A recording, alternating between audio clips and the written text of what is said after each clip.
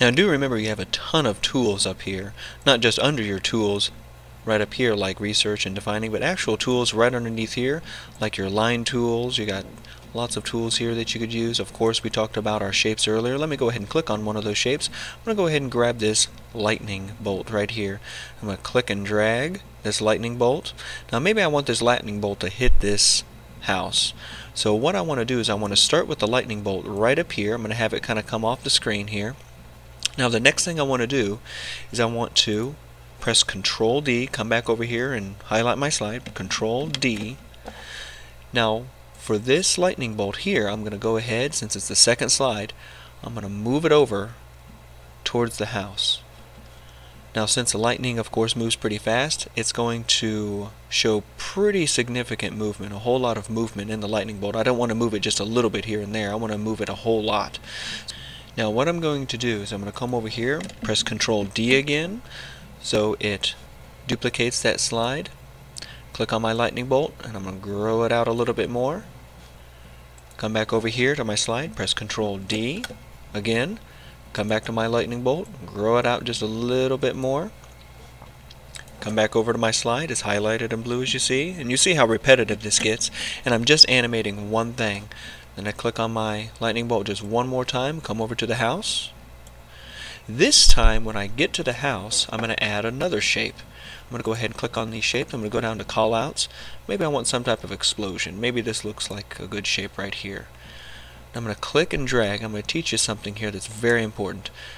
Now I can change the colors of these if I want to. I can come back up here and make it yellow, and maybe the outline is red. I could even do that with the lightning bolt. Just for the sake of this example, I'll leave those colors. But notice how this explosion is in front of my lightning bolt. Let's say I want it behind my lightning bolt. I would right click on my shape and I can go down to order, and then I can click on send backward, and it sends it backward. I can send it all the way to the very back. You can do the same thing by going up to arrange and clicking on order there as well, so I can bring it back forward if I need to. Now I'm going to duplicate this slide one more time, press Control D. Now I'm going to make this explosion look a little bit bigger, so I go ahead and click on it. Now I'm going to hold down the Shift button, grab one of these corner nodes, make it a little bit bigger, maybe reposition it. I'll show you another trick too. I'll go ahead and go back and press Control Shift. When I do that, it keeps it in the same place, just makes it bigger. So either way you want to do that.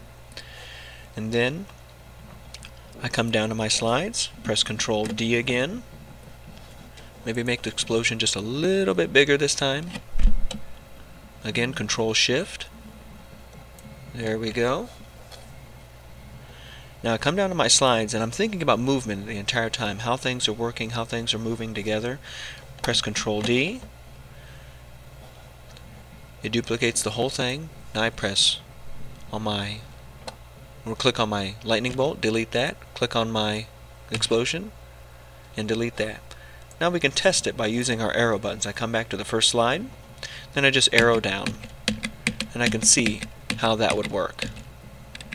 And I can even reverse the animation as well by using my arrow buttons. In upcoming videos I'll show you how to publish to the web, advanced tools, and how to get a finished animation.